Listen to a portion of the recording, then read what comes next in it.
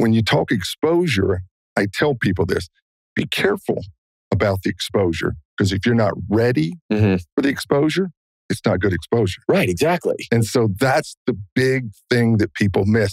I got to get seen. I got to get seen. And I would always ask the kids, are you ready to be seen? And they go, what do you mean? Are you at the highest level you possibly can be right now as a 10th, 11th grader?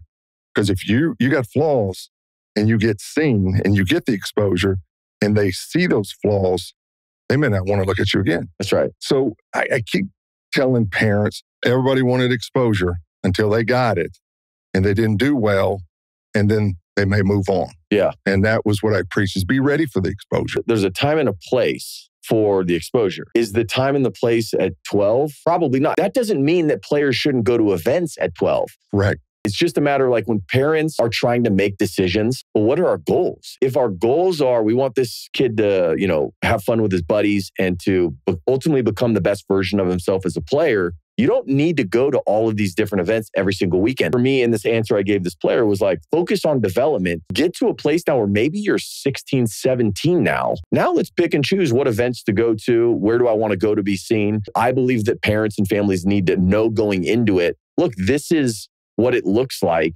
You don't have to do everything. You can be selective.